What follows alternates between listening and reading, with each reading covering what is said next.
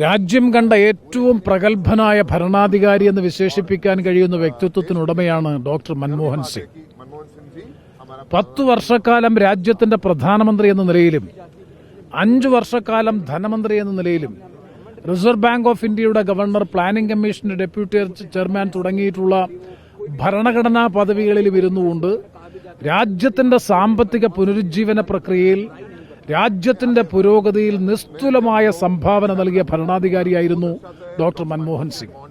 10 വർഷക്കാലം പ്രധാനമന്ത്രിയായിരുന്ന കാലഘട്ടത്തിൽ നടപ്പാക്കിയ നിയമനിർമ്മാണം സ്വാതന്ത്ര്യാനന്തര ഭാരതത്തിന്റെ ചരിത്രത്തിൽ ഉണ്ടായിട്ടുള്ള സുപ്രധാനമായ നിയമനിർമ്മാണങ്ങൾക്കാകെ നേതൃത്വം കൊടുക്കാൻ ഡോക്ടർ മൻമോഹൻ സിംഗിന്റെ നേതൃത്വത്തിലുള്ള 10 വർഷക്കാലത്തെ UPA ഗവൺമെന്റിന് കഴിഞ്ഞു എന്ന് വേണം വിലയിരുത്താൻ. അതിലേറ്റവും പ്രധാനപ്പെട്ടതാണ് വിവരാവകാശ നിയമം, വിദ്യാഭ്യാസാവകാശ നിയമം, തൊഴിലുറപ്പ് നിയമം, വനാവകാശ നിയമം, ഭക്ഷ്യസുരക്ഷാ നിയമം തുടങ്ങിയിട്ടുള്ള നിരവധി നിയമനിർമ്മാണങ്ങൾ ആ കാലയളവിൽ നടപ്പാക്കി എന്നുള്ളത് ഏറ്റവും പുരോഗമനപരമായ ഇന്ത്യൻ ജനാധിപത്യ പ്രക്രിയയെ തന്നെ ശക്തിപ്പെടുത്തുന്ന സുപ്രധാനമായ നിയമനിർമ്മാണങ്ങളായിരുന്നു ഡോക്ടർ മൻമോഹൻ സിംഗിന്റെ നേതൃത്വത്തിൽ 2004 മുതൽ 2014 വരെ നമ്മുടെ രാജ്യത്ത് നടപ്പാക്കിയത്.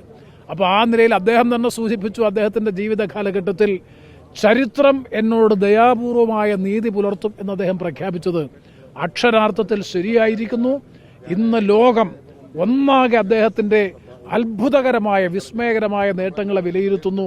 കക്ഷിരാഷ്ട്രീയത്തിനതീതമായി ചരിത്രം അദ്ദേഹത്തെ ഉൾക്കൊള്ളുകയും അംഗീകരിക്കുകയും വേണ്ട തരത്തിൽ നിന്ന് വിലയിരുത്തുകയും ചെയ്യുന്നു എന്നുള്ളതാണ് ഏറ്റവും വലിയ സവിശേഷത.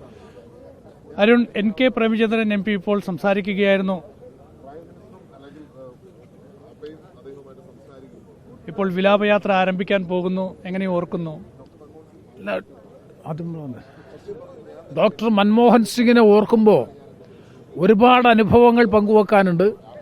ഞാൻ ഇപ്പോഴും ഓർക്കുന്നു, ഞാൻ പഠിച്ച ഫാത്തിമ മാതാ നാഷണൽ കോളേജിൽ അദ്ദേഹത്തെ ബഡ്ജറ്റുമായി ബന്ധപ്പെട്ട ഒരു ചർച്ചയ്ക്കൊരു പ്രസംഗത്തിന് അദ്ദേഹത്തെ ക്ഷണിക്കുകയുണ്ടായി.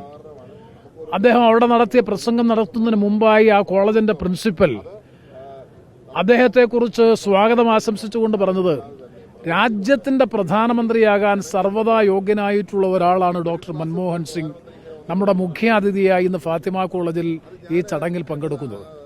അന്ന് അദ്ദേഹം രാജ്യസഭയുടെ പ്രതിപക്ഷ നേതാവായിരുന്നു. ആരും ഒരിക്കലും ചിന്തിച്ചു പോലും ഉണ്ടാകുമായിരുന്നില്ല ഡോക്ടർ മൻമോഹൻ സിംഗ് ഇന്ത്യയുടെ പ്രധാനമന്ത്രിയാകുമെന്ന്. 2003 സംഭവം. 2004 അദ്ദേഹം പ്രധാനമന്ത്രിയായി എന്നുള്ളത് ഒരു ചരിത്ര നിയോഗമാണ്. ഒരുപാട് വ്യക്തിഗതമായിട്ടുള്ള ജീവിതാനുഭവങ്ങൾ അദ്ദേഹവുമായി പങ്കുവെക്കാനുണ്ട്.